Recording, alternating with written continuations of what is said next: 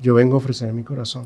La gente de la Isabelica son los maracuchos de Valencia. Yo me gradué de ingeniero gracias a la iguana. Si me echas yo pongo una chuleta, pero... ¿Quién dijo que todo está perdido? Yo vengo a ofrecer mi corazón. Que sigan adelante. La vida siempre nos va a estar poniendo obstáculos, pero mientras haya vida, el mandato es seguir.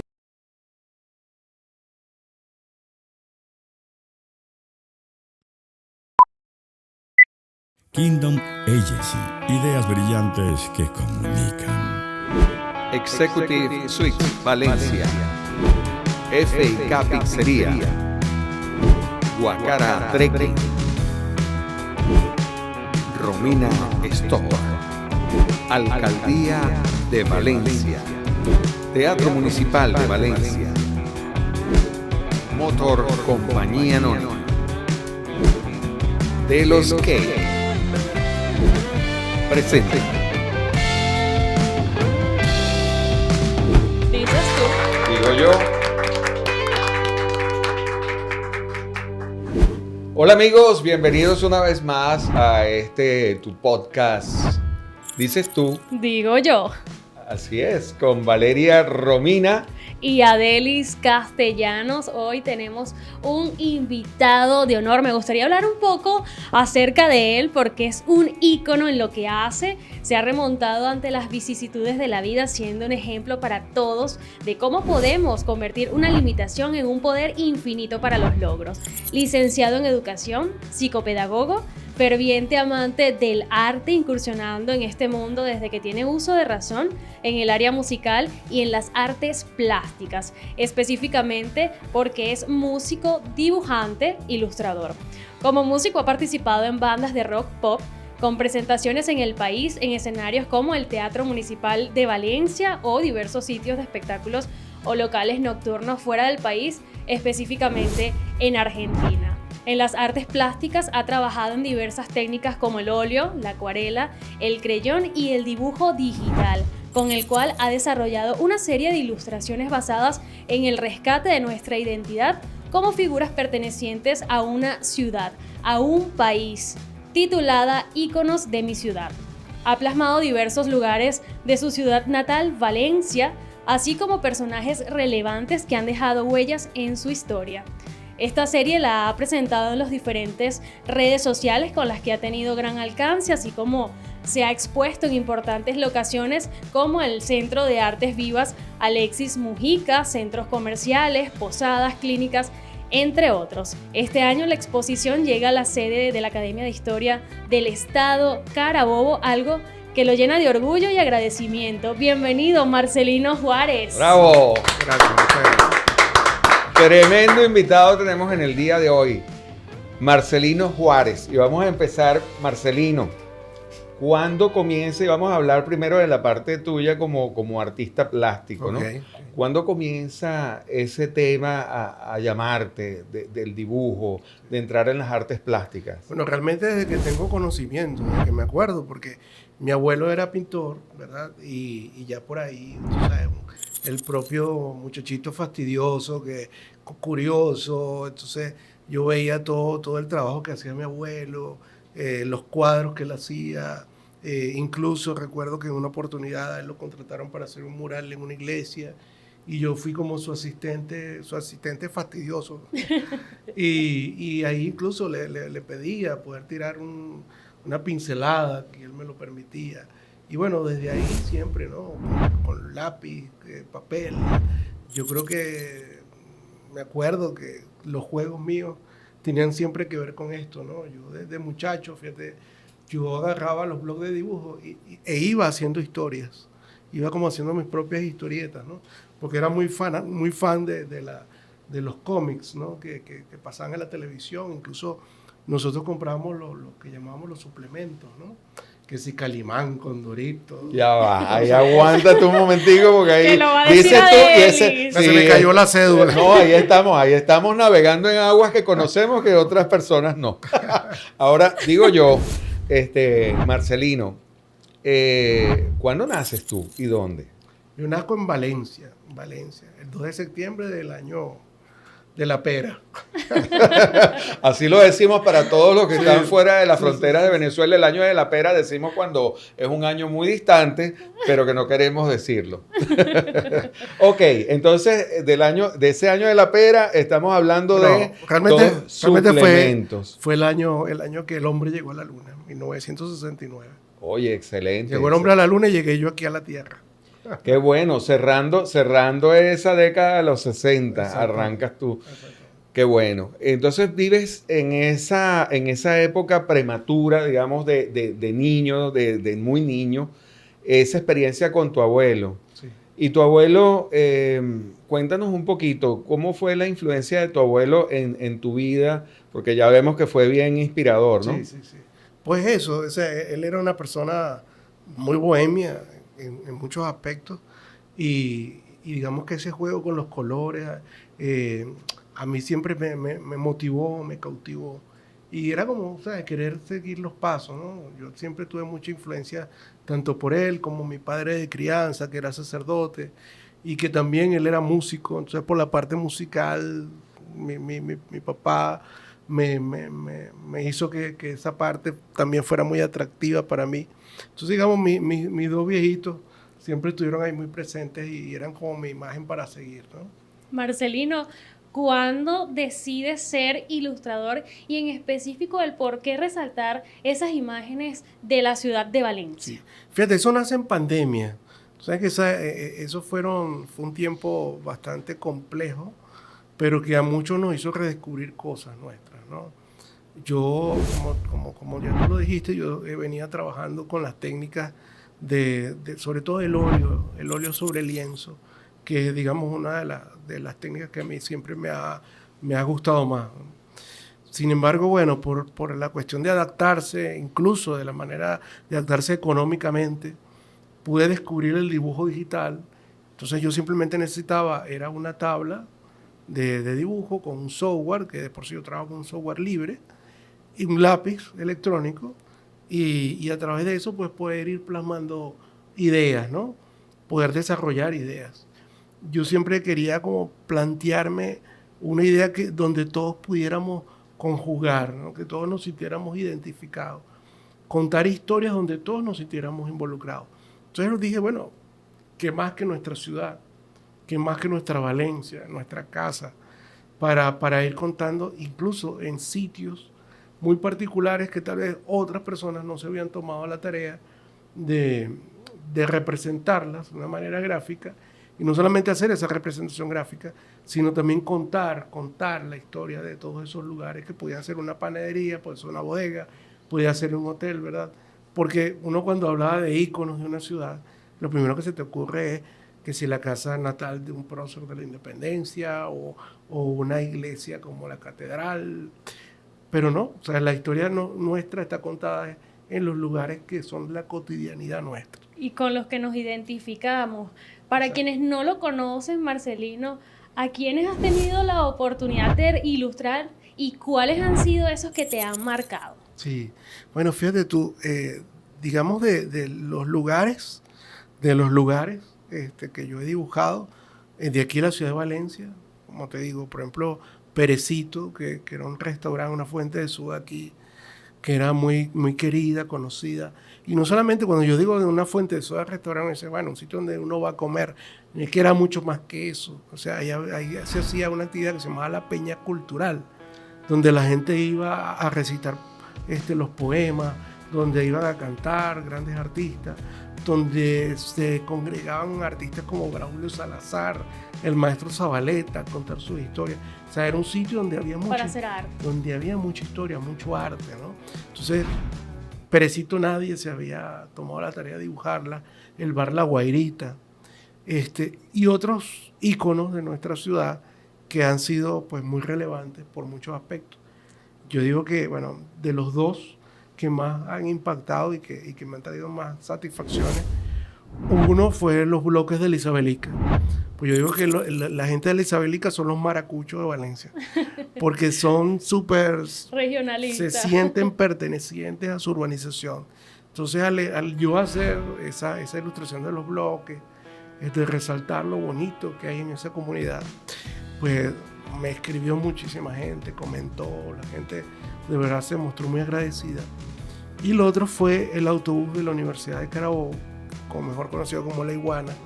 La iguana. Que bueno, ahí surgieron historias muy bonitas de gente que decía, mira, yo hoy en día, por ejemplo, soy ingeniero y yo vivía en Bejuma cuando era estudiante.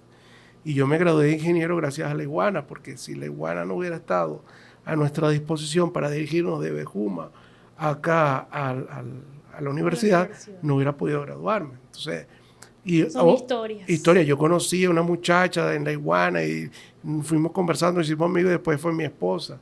O yo venía a La Iguana y dormía porque la noche anterior estaba estudiando, haciendo un trabajo. O sea, muchas historias bonitas. Fíjate tú cómo conectas, ¿no? El arte y sobre todo este arte tuyo que está resaltando esas historias, inclusive recientes, porque son historias recientes porque cuando hablamos de historia, y de eso estábamos hablando ahorita, Valeria Rumini y yo, estábamos hablando que el día de ayer ya es historia, ya ayer fue ya ocurrió.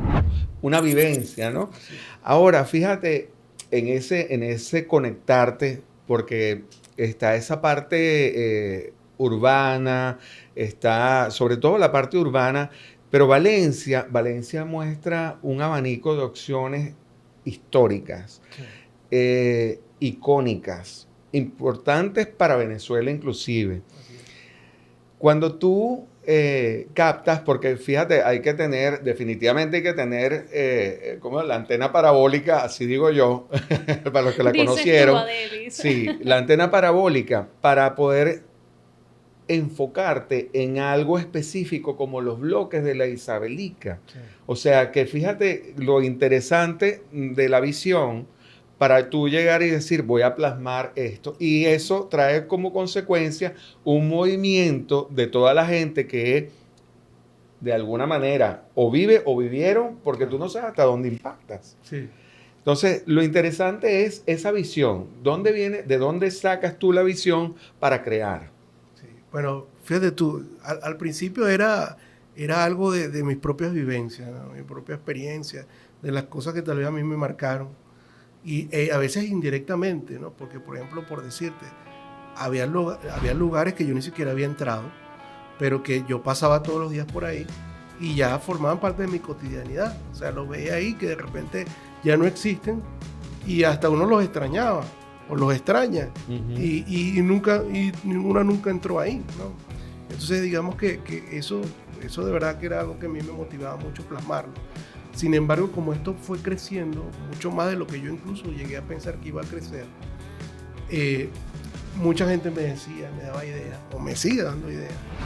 Mira, acuérdate de esto, mira el colegio tal, mira el barcito aquel, no te acuerdas de aquel barcito. Entonces, incluso algunos yo los desconocía y entonces me pongo a investigar, tal, sobre todo con los personajes también, ¿no? De personajes que algunos los conozco, otros los voy descubriendo ahora y que también es una de las partes más bonitas de todo este proceso, porque el que más ha aprendido he sido yo, o sea, el que más ha aprendido y que he aprendido también de primera mano. La gente me dice incluso, fíjate tú, por ejemplo, el Hotel Carabobo, ¿no? Uh-huh.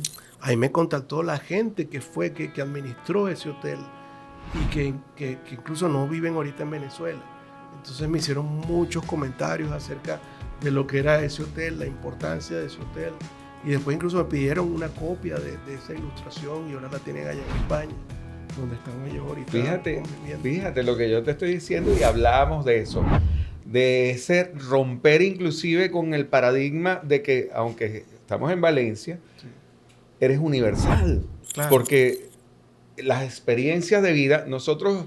Venezuela ha sido, y todos lo saben, pero para los que nos ven de fuera, Venezuela en un tiempo fue un paraíso para muchísima gente, sobre todo al final de la Segunda Guerra Mundial, italianos, españoles, árabes, portugueses, y se hicieron colonias muy importantes porque dejaron una huella y dejan una huella. De hecho, hay muchísima descendencia de toda esa gente que dejó huellas, y tú cuando llegas impactas porque ellos se hicieron, o sea, de haber llegado acá sin nada, llegaron con una maleta cargada de sueños y con muchas ganas y lo hicieron. Sí. y lo lograron. Y Venezuela, como lo dicen, ellos, aunque no están, muchos ya no están acá, dicen, esa era la patria de mi abuelo, porque lo adoptó y él la amó. Y de mis padres porque la aman, y de nosotros porque nuestros padres y los ancestros lo amaron. Sí. Y ellos dan como respuesta. Y tú estás allí, plasmando y pasándoles a ellos cuéntanos de otra experiencia así. Sí, te quería contar una experiencia, yo creo que una de las más bonitas que yo he vivido, y fue muy recientemente, ¿no? Yo hace poco hice una ilustración, una de mis favoritas también, que es el edificio Los Sauces, ¿no? Un edificio hermoso que lamentablemente el crecimiento de la ciudad ha escondido un poco, pero es un edificio muy, muy hermoso. Y también por el Día de la Mujer había hecho a Susana Duin, que fue nuestra primera Miss Mundo, la representé a ella. Entonces me escribe un señor, ¿no? Desde Italia, ¿verdad? Y me pide que dibuje a su tía, ¿no? Me dice, mira, yo quiero que tú dibujes a mi tía. Te voy a mandar una fotografía, ¿verdad? Para que la dibuje y te voy a contar la historia de ella, ¿no? Ella se llamaba Rina, y este año iba a cumplir 100 años de vida, ¿no? Entonces me cuenta la historia de que era una persona que ya vivía en Italia, que se enfermó en la Segunda Guerra Mundial, que tuvo una enfermedad en la cual sus padres tuvieron que vender su casa para poder comprarle la medicina, la penicilina, para poderle salvar la vida. Quedaron sin casa. Ella después viene a Venezuela, monta una peluquería, un salón de belleza que todavía está activa, por cierto, y que es un ícono de la ciudad. Con el dinero que gana acá, le compra la casa nuevamente allá en Italia a su madre, ¿verdad? Y que posteriormente ella vuelve a estar enferma y sus últimos años de vida lo pasa allá en Italia, ¿no? Sin embargo, dejó un gran legado, no solamente el salón de belleza, sino que además ella era la estilista de Susana Duin. Wow, imagínate. Y que ella enseñó a muchas mujeres acá y muchos hombres el arte del salón de belleza, del arte del estilismo. Entonces es alguien que dejó una huella muy importante, que vino a Venezuela, que hizo este emprendimiento que todavía existe, ¿verdad? Y que bueno, y fíjate tú, esa es una historia que yo desconocía. Me compartió fotografías de su tía. El que te contacta es el sobrino de la señora. Exacto. De Rina. Mira que así se llama, sí, una de las hijas de Reni también, bueno, creo que la mayor. Entonces me comparte incluso unas fotografías de ella atendiendo a Susana Duin, ¿verdad? Y bueno, una maravilla, una cosa de verdad demasiado hermosa el poder formar parte de esto.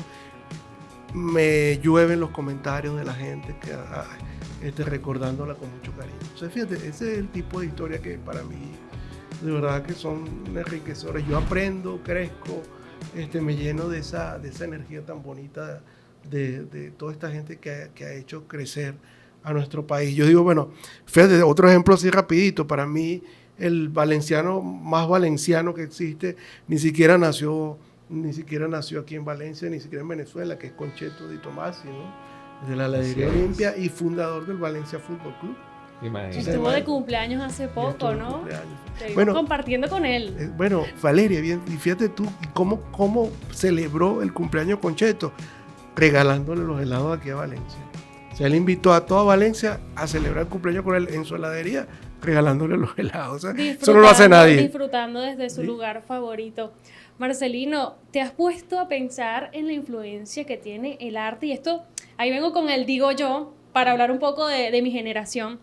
Lo que haces con tu arte y también ese poder que tienen las redes sociales para darlo a conocer, sí, por el mundo. Sí. ¿Qué le dirías a los chicos de mi generación que están iniciándose en esto del arte, de la ilustración y que aspiran a ser como tú? Sí. Bueno, fíjate, me gusta esa pregunta. Porque, fíjate, nosotros tenemos un gran poder en nuestras manos, ¿verdad? Para utilizar, que son las redes sociales. Yo lo que les digo, mire, que vamos a utilizarlo para cosas positivas, ¿sabes? Porque hay tanto que hacer, hay tanto que construir. Y no hablo nada más del arte, se puede hablar de diferentes tópicos en los cuales tú puedes dejar una huella. Mira, yo creo en una palabra que es trascender. pensar de que lo que yo estoy haciendo en este momento puede trascender. A lo mejor no va a trascender Ya está sucediendo, Marcelino. Tal vez no sea que va a trascender en el país o en el mundo, pero tal vez trascienda en una o dos personas, y eso ya es muy importante. O sea, dejar huella. No simplemente crear una polémica o crear ahí, no sé, un trading topping que te haga una tendencia por 2 días o unas cuantas horas. No, tratar de hacer lo posible para crear, para dejar esa huella que pueda dejar algo positivo para alguien, así sea una persona. Ahora, fíjate qué excelente mensaje ese que acabas de dar. Y vamos a tocar la parte personal, ¿ok? Marcelino Juárez, como lo ven, forma parte de él para conducirse una silla de ruedas. ¿Cuándo y qué pasó, Sí. Marcelino? Bueno, eso fue a los 16 años. Un virus, Guillain-Barré, atacó mi médula espinal. Bueno, imagínate tú, yo estaba empezando el 5º año de bachillerato, ¿no? Con mi maletica ya, preparando mi maletica de sueños ahí para arrancar después de que me graduara de bachiller. Yo quería irme a Caracas a estudiar a la UCB psicología. En ese momento ese era mi plan. Y bueno, todo se modificó. Todo se modificó y obviamente había que enrumbarse por otro lado, ¿no? Pero yo, gracias a Dios, tuve el apoyo de mi familia, de mis amigos. Nunca dejaron que decayera, nunca dejaron que yo tuviese un momento así donde crítico, ¿verdad? No recuerdo, tal vez algún episodio, pero muy corto, ¿no? E incluso de lo que hemos estado conversando, la música, el dibujo, siempre fueron como mis terapias, ¿no? Esa fue mi terapia. Yo nunca recurrí absolutamente a más nada, sino a eso, al arte, para poder, pasar esos momentos complejos, ¿no? Y luego, obviamente, pude levantar vuelo, terminar mi bachillerato con mi grupo, luego entrar a la universidad, luego incluso poder tener mi carrito, adaptar el carrito. Yo aprendí a manejar en ese carrito, por cierto, y a la semana estaba agarrando yo por el páramo de Mérida.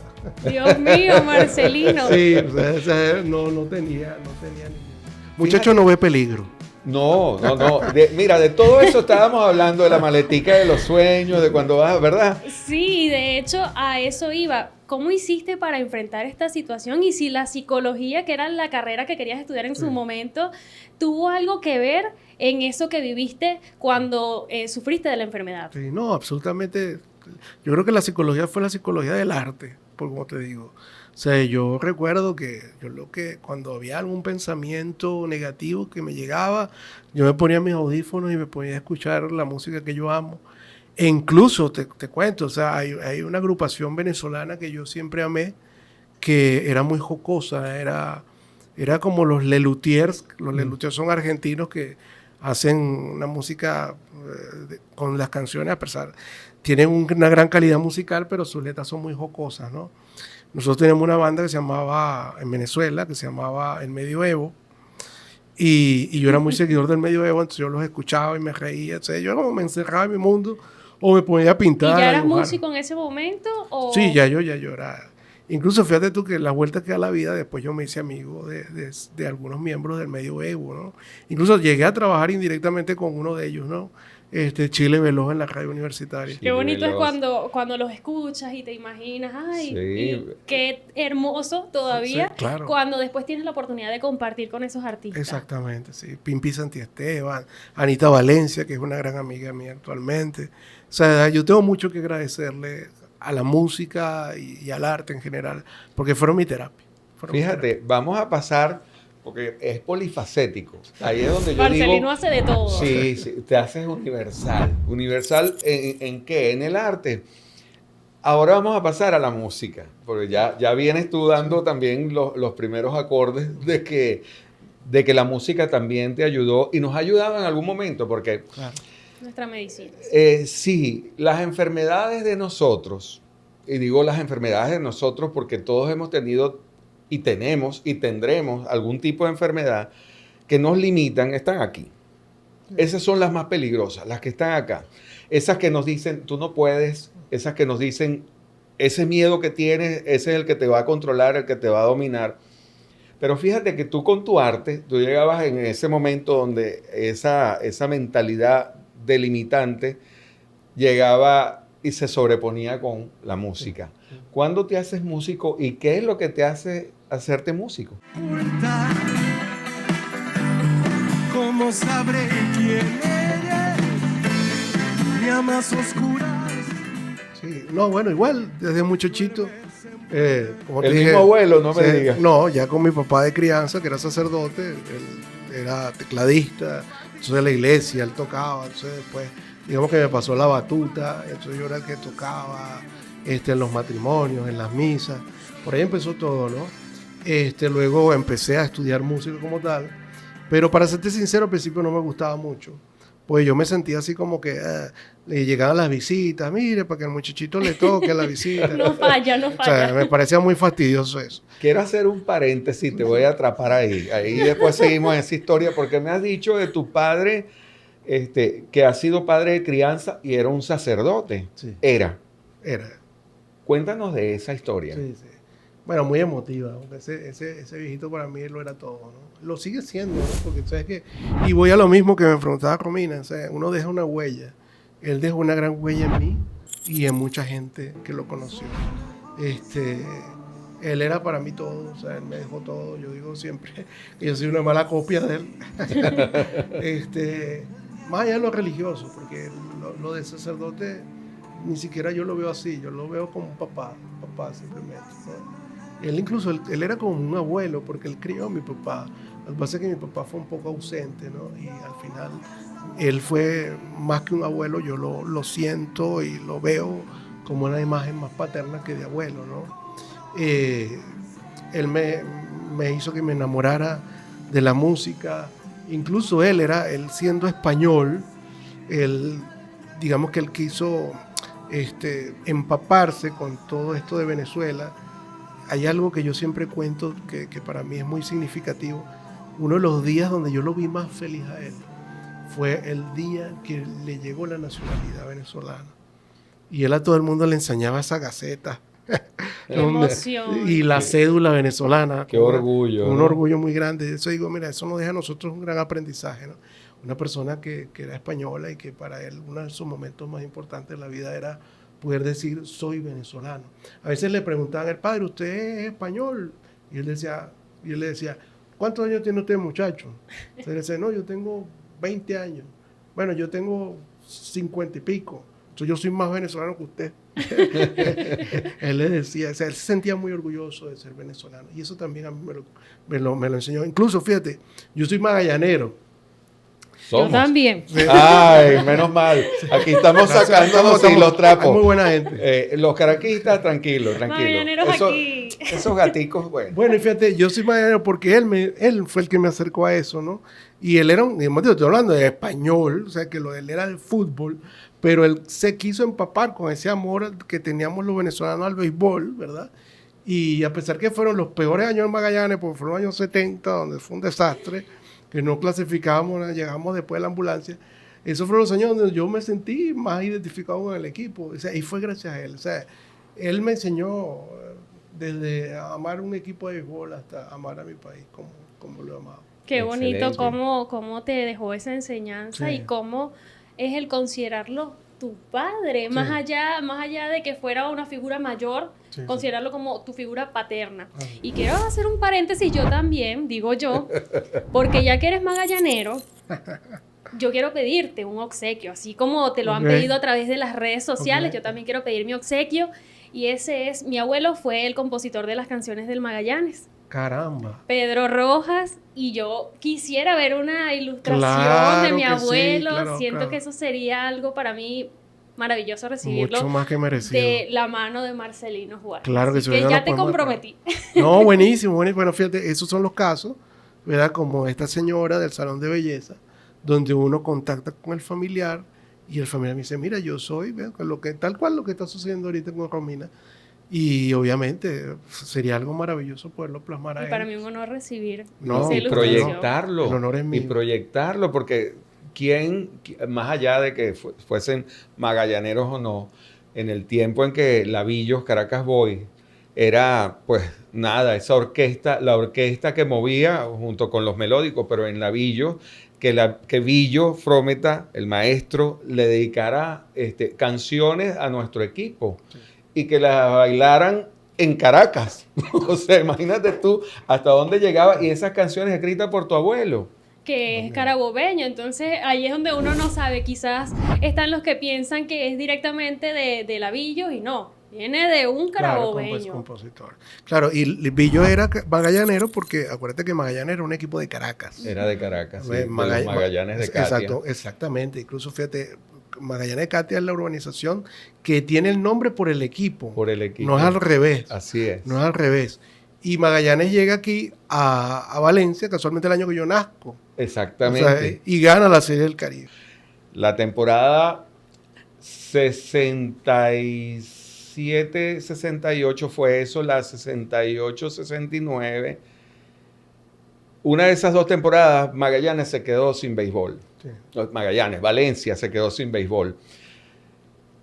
Y los llaman y le dicen, el árabe, el turco, que está allá en Catia, que tiene el equipo y tal, lo está vendiendo, porque ese equipo no da pie con bola, no da con nada de los números, y ya está obstinado y tal, y ellos fueron a hablar allá. Por eso es que la letra dice, no sé si seremos turcos, eléctricos, navegantes, Sí. pero lo que sé es que este año echamos palo para Mira, adelante. Adeli, yo solo digo que soy magallanera. Solo digo que soy magallanera y ya. Listo, suficiente. Vamos a Suficiente. retomar entonces la parte de tu historia musical. Sí, sí, que sí. quedábamos allí en algo Exacto. interesante. Esa influencia del pop rock, ¿por Sí. qué? Entonces, bueno, fíjate, como te digo, a mí no me agradaba mucho porque era como que por las visitas y tenía que tocar. Tal. Hasta que conozco un profesor, incluso era un profesor de matemáticas, que él sabía que yo era músico y me pidió unas partituras para revisar unas partituras, ¿no? Pues este profesor también era músico, o es músico, ¿no? Guitarrista. Y me dijo, mira, tú tienes unas partituras para que me prestes, para revisar. Yo le llevo las partituras y él escoge la de los Beatles, ¿no? Y me dice, yo estaba muy muchacho todavía, yo tendría que 9 años en ese momento. Él me dice, estas partituras son de los Beatles, tú los conoces, ¿no? Mira, conozco muy poco, le dije yo, de ese grupo, ¿no? Yo como, o sea, yo a esa edad todavía todavía estaba escuchando pop y todas esas cosas. Entonces él me empieza a hablar de esto y digamos que me recomienda una partitura para que la trabaje, ¿verdad? Que era la de Yesterday, ¿no? Yo toco Yesterday en el teclado, me encantó la melodía y luego le digo al padre, al paye, que yo le decía paye a él, y fíjate la importancia de él, sí. Porque o sea, los muchachitos cuando nacen y empiezan a hablar, lo primero que dice es papá, mamá. Yo lo primero que quise decir fue padre. Paye. Padre, pero no me salía padre, entonces al final salí y dije paye. Entonces yo al paye le dije, mira paye, yo quiero comprar un disco tal de los Beatles porque quiero escucharlo. Y compramos un disco, un recopilatorio que se llamaba Baladas, y ahí estaba Yesterday. Y fue cuando, yo me acuerdo todavía esa tarde, que puse ese disco y pude escuchar Yesterday como la interpretaban ellos. Y bueno, ahí fue que conocí Hey Jude, Eleanor Rigby, y un montón de temas que de ahí adelante quedé flechado. Mira tu fondo. Y aquí están atrás. Sí, ahí vale. Están atrás en Abbey Road. En el Abbey Road, que es mi disco favorito de ellos, por cierto. El Abbey Road. Adeli es un fanático. Mira, es que ven acá, no, ellos en nuestra época, ellos marcaron y de ahí en adelante siguieron marcando y marcando y marcando el rumbo de los músicos y los que no son músicos también, de los que entendían y los que no entendían ese tipo de música también. Y todavía, o sea, es lo que tú dices, ellos dejaron una huella. Ellos dejaron, fíjate que nos quedan 2 nada más de los 4 de Liverpool. Y igualmente, nuestro invitado, y él está haciendo con lo nuestro, mover recuerdos, sentimientos, vivencias de una zona en Venezuela llamada Valencia, de nuestra amada Valencia. Y digo, bueno, y nosotros tenemos también a nuestro artista que lo está plasmando. Pero no solamente eso, sino que cuando lo vamos a ver, y ahí quería darle toda esta vuelta a la plaza para llegar a este punto, cuando lo vamos a ver, cuando yo te conozco a ti, te conozco haciendo un cover de Soda Stereo. Aquel amor de música ligera. Exactamente. Algo, ¿qué es lo que dice después? Y bueno, y nada más queda, pero aquí queda mucho. Muchísimo, por supuesto que sí. Y me comentaste de tu experiencia y de tu vivencia de Soda Stereo. Mucha gente de Valencia no sabe que Soda Stereo estuvo en Valencia hace mucho tiempo. Sí. Cuéntanos de ese momento, de esa historia en tu vida. Bueno, igual, o sea, Soda ya es otro capítulo posterior ya, ¿no? Que a mí me hace también un rompimiento, ¿no? de historia, porque aunque fue un enamoramiento paulatino, ¿no? Yo sí confieso que la primera vez que escuché Soda Stereo no me enganchó, no me enganchó hasta que escuché, me acuerdo en Viña del Mar, cuando tocaron Signos, y ahí yo quedé flechado totalmente con la música de Soda Stereo, ¿no? Y pude verlos en diferentes momentos aquí en Venezuela, aquí en Valencia y en Caracas. E incluso tuve la oportunidad de estar en una prueba de sonido, fue en el Sirio, en el Club Sirio, y digamos que fue una cosa muy loca porque nosotros estuvimos en esa prueba de sonido. Yo incluso pude entrar a esa prueba con los muchachos de Sentimientos Muertos. Imagínate. O sea, con Pablo y con Callayo y con Pingüino. Ellos empezaron a probar sonido, sonando muy duro. y en esa cancha de fútbol está casi que en la calle, ¿no? Y hay una pared, simplemente. Y había ya mucha gente, se estaba conglomerando. Y se estaba escuchando el Soda Stereo, escuchándose en la calle. En la calle. Y nos separaba simplemente. Y nos separaba una pared. La gente empezó a subirse a la pared para poder vernos. Y fue tanta la gente que se montó en la pared que la pared se vino abajo. Dios mío. Se cayó toda la pared. O sea, igual, pues, Roger Waters, Pink Floyd. Se cayó la pared. Nosotros estábamos adentro de la cancha, llegó la policía, eso fue un desastre, bomba lacrimógena. Los Sodas, me acuerdo que Zeta, el bajista, se desmayó. Pensamos aquí no va a haber concierto. Y no, ellos se recuperaron y en la noche nos brindaron un recital maravilloso. Algo que también hablaba muy bien de ellos, ¿no? De unas personas que estaban entregadas al arte. ¿En qué año fue eso? Eso fue exactamente en el año 89. Fue la gira de Doble Vida, que es donde está Ciudad de la Furia. Imagínate, un exitazo. Ahora, Soda Stereo, los Beatles. Te pudiese contar una experiencia que tuve con los Beatles, Ajá. Con la parte que para mí es increíble. O sea, yo lo cuento y de verdad que no termino de creérmelo, a pesar de que ya hace mucho tiempo de eso. Paul McCartney, o digamos, yo tengo que estar claro, ¿no? Para no emocionarme tanto, los que le manejan la cuenta a Paul McCartney, sobre todo de Twitter y de Instagram, ellos en oportunidades sacaban una sección de fan art, o sea, el arte de los fans. Exacto. Paul McCartney estaba sacando en ese momento un disco nuevo, ¿no? Se llama Egypt Station, Estación Egipcia, ¿no? Y estaba con el tema del fan art. Obviamente, un fan art, él hacía 2 publicaciones a nivel mundial de lo que pudiesen hacer. Yo me puse a ver las fotografías de Paul grabando ese disco e hice con creyón un retrato de Paul, ¿no? En ese tiempo todavía no había incursionado yo en el dibujo digital. Hice un creyón en una hoja, total, parecía un carboncillo, pero realmente fue con creyón. Etiqueté a Paul, o sea, yo en ese momento estaba trabajando en una empresa, en una oficina, y cuando de repente veo que alguien repostea esa imagen, y veo yo, Paul McCartney reposteó tu... Wow, Marcelino, ¿qué sentiste bueno, en ese momento? Yo te voy a ser sincero, Romeo, yo pensé que era un fake. O sea, eso es una página falsa. Eso es una cuenta falsa, pero cuando le vi el ganchito, clic, y entonces me metí en la página de Paul, veo que era la cuenta de Paul McCartney que lo había reposteado en el Twitter.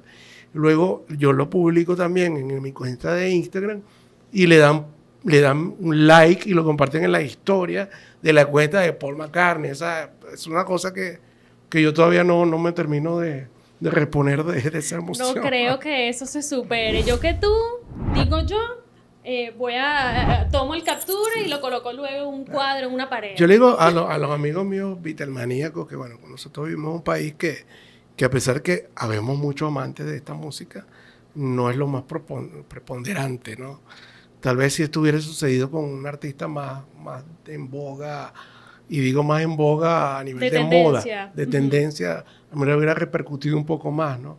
Pero en historia sí. Pero para mí fue algo muy importante, o sea, es algo que se cuenta, es Paul McCartney, para mí el músico más importante vivo en la actualidad, que te haya reposteado, y te digo, no me engaño, a lo mejor él ni la llegó a ver, pero fue la cuenta de él, pues, o a lo mejor sí la vio. Claro yo pienso, sí, ¿no? yo pienso que sí. Sí, eso es una cuestión muy personal. Valenciano llegó hasta Lo que pasa allá. es que la humildad tuya llega al punto de creer de que fueron los que manejan la cuenta. Bueno.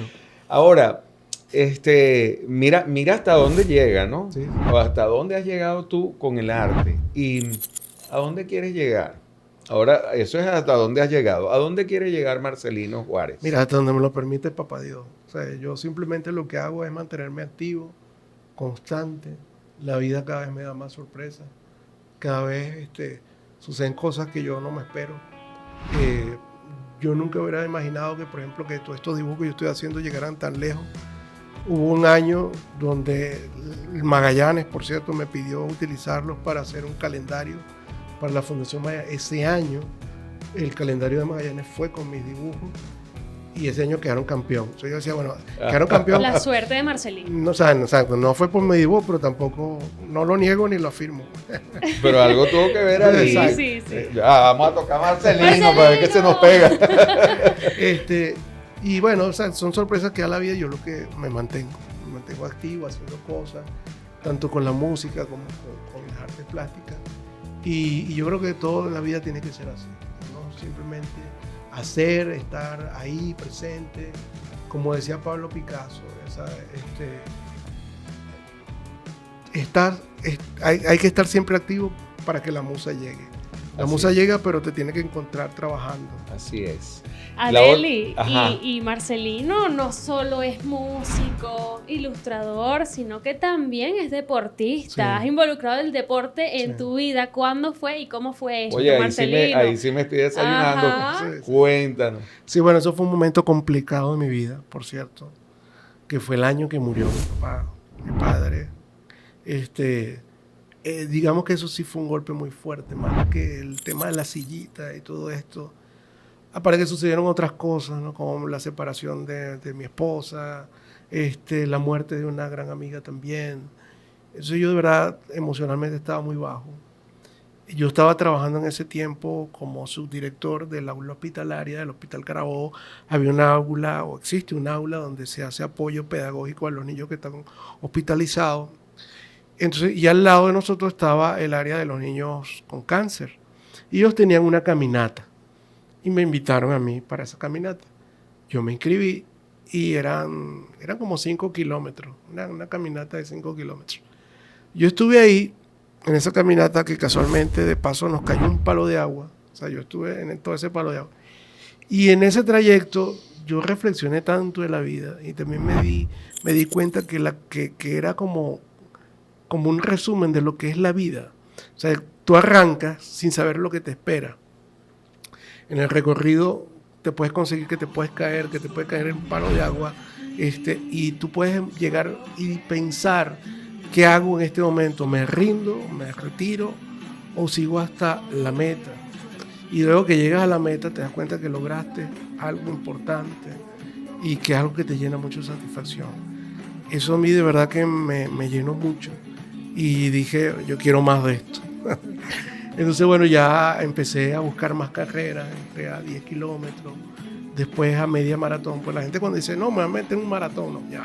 Un maratón son cuando tú recorres 42 kilómetros y media maratón cuando recorres 21 kilómetros y una caminata puede ser de 10 kilómetros, 12 kilómetros, 5 kilómetros. Bueno, yo empecé a participar en medias maratones de 21 kilómetros hasta que me atreví a hacer los 42 kilómetros, una experiencia muy loca, muy increíble. Hace poco se acaba de hacer, no participé, pero yo participé 3 veces en la maratón CAF en Caracas, una de las experiencias también más increíbles de mi vida, porque es exactamente lo que yo estoy diciendo. Llega un momento que tú dices, ¿qué hago yo aquí? O sea, ¿qué estoy haciendo yo aquí? Esto es una locura. Voy un poquito más y ya renuncio a esto, pero tú sigue.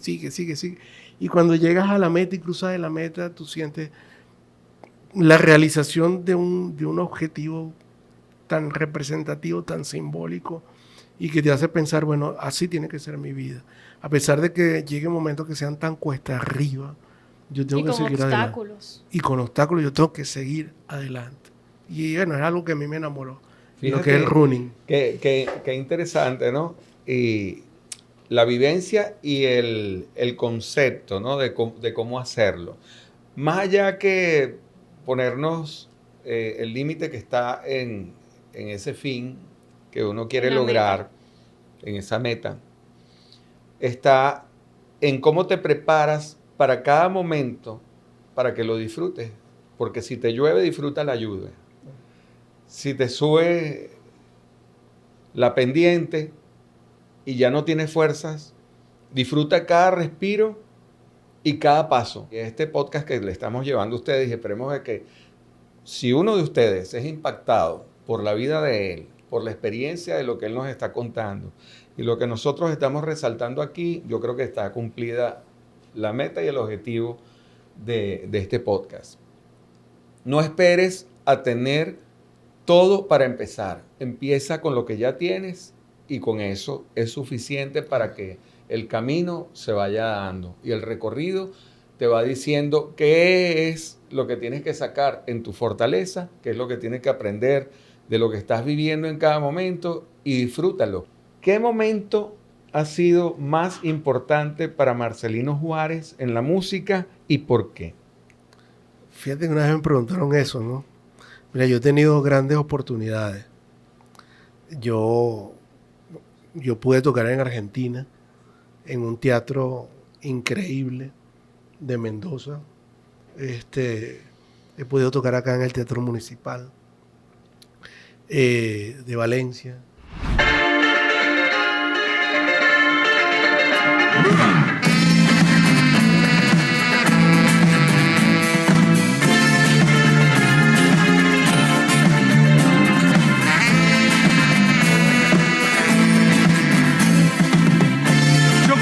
Ese lugar donde revientan las estrellas. En otros escenarios maravillosos también, que han sido momentos que los llevo guardados en el corazón, ¿verdad? Pero fíjate tú, si yo me pongo a pensar cuáles han sido los momentos favoritos en mi vida, haciendo música, no tiene nada que ver con ninguno de esos escenarios. Te cuento, como le acabo de contar a Romina, yo estuve trabajando en el hospital un tiempo y había días donde, a pesar de que yo era su director, yo me llevaba el piano y les tocaba a los niños en el área de oncología y los tranquilizaba en todo su dolor, y para mí eso era algo increíble. Cuando yo les tocaba a mi chamo cuando estaba chiquitico y él cantaba conmigo, ¿sabes? Yo digo que esas han sido las experiencias más grandes. Yo me puedo montar en la tarima del Teresa Carreño, del Hollywood Bowl, ¿sabes? Donde tú quieras, el Carnegie Hall, pero nada de eso va a superar esos momentos.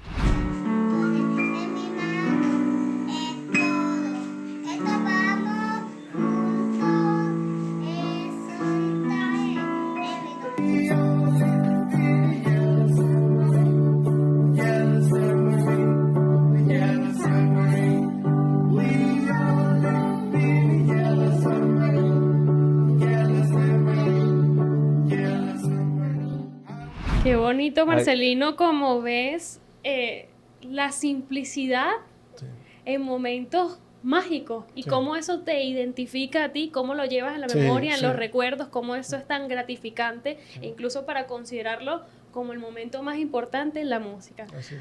A mí me gustaría, no sé, ¿qué dices tú, Adelis? Que Marcelino nos cante Ay, Dios. un fragmento de A algún capela. tema que quieras, que te guste. Yo tengo la memoria muy mala, ¿oíste? Ahorita Somos dos. para acordarme. Si me echas yo pongo una chuleta, pero... Bueno, ¿cuál será de Soda, pues? De Soda Stereo. Bueno, mira, vamos a hacer esta canción de Fito Páez, que a mí me parece muy hermosa. Yo vengo a ofrecer mi corazón. Y dice así. ¿Quién dijo que todo está perdido? Yo vengo a ofrecer mi corazón. Tanta sangre que se llevó el río. Yo vengo a ofrecer mi corazón. No será tan fácil, yo sé que pasa. No será tan simple como pensaba. Como abrir el pecho y sacar el alma. Una cuchillada del amor.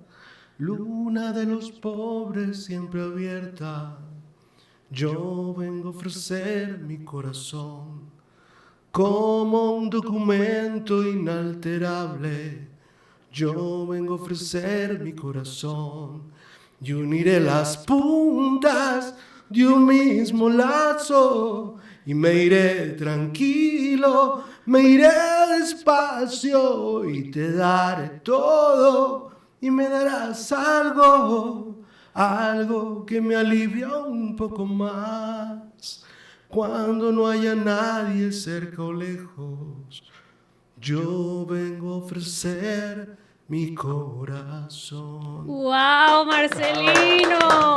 Nuestro camarógrafo es fanático de ese tema que acabó de interpretar, de Fito, y el tema que acabaste de cantar. Cuando dijiste que ibas a cantar esa canción, él se emocionó. Tenías que escucharlo. Los autógrafos para más adelante, por favor. Sí, ahorita vamos con la firma de autógrafo. Óyeme, ya que estamos casi que cerrando este podcast, o esta primera parte del podcast, porque invitaciones tenemos con esas posibilidades que tenemos nosotros de conseguir mensajes interesantes de tu vida. ¿Por qué escogiste la canción esa, precisamente? Es una canción que yo siempre creo muy pertinente. Muy pertinente. O sea, Fito también es un legado muy interesante musical que a mí me ha tocado mucho.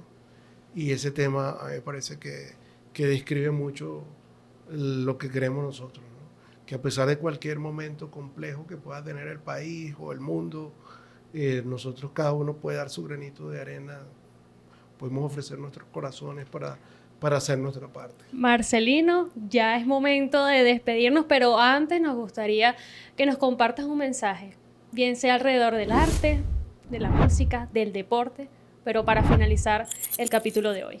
Bueno, primero también agradecerles a ustedes, ¿verdad?, por este espacio. Y bueno, el mensaje es sigan adelante, sí. O sea, sigan adelante. La vida siempre nos va a estar poniendo obstáculos, pero mientras haya vida, el mandato es seguir siempre. Nosotros tenemos, como te decía en las carreras, tenemos dos opciones. Una, rendirnos, y otra, seguir adelante. Vamos siempre a apostar por el seguir adelante. Y gracias a ti, uno, por acompañarnos, y dos, por dejarnos una lección tan importante que es la de no tanto enfocarse en la meta, sino en el proceso para llegar a ella, disfrutar de ese camino que nos lleva a recorrerla. Muchas gracias. Gracias, Marcelino. Como digo, siempre a mi gente, a mis amigos y a la gente conocida importante, sí, venimos a dejar huellas, venimos a poner nuestro corazón en lo que hacemos. Te felicito porque de verdad que ha sido una vida interesante, ¿sabes? Tu vida, tu recorrido. Y como ha sido interesante la vida de cada uno de ustedes, también ha sido interesante. Y así nosotros, dices tú, Digo yo. vamos a ir buscando dentro de las posibilidades esa gente que tiene historias interesantes que dejarnos para que nosotros enriquezcamos esa vida que tenemos y sepamos de que cuando tenemos problemas, es el momento donde tenemos que sacar más fortaleza, más conocimiento, más enriquecimiento, y ahí es donde dice uno, vale la pena estar vivo. Dices tú, digo yo. Gracias, Marcelino. Muchas gracias a ustedes. Gracias por acompañarnos. En una nueva oportunidad estaremos con él descubriendo algunas otras cosas, porque de verdad que tiene mucho que sacar. Para ustedes, bueno, gracias por habernos acompañado en Dices tú, digo yo. Los invitamos a que se suscriban en nuestro canal Dices tú, digo yo, y que nos sigan en Instagram como @dices tú, digo yo, pod. Chao, chao.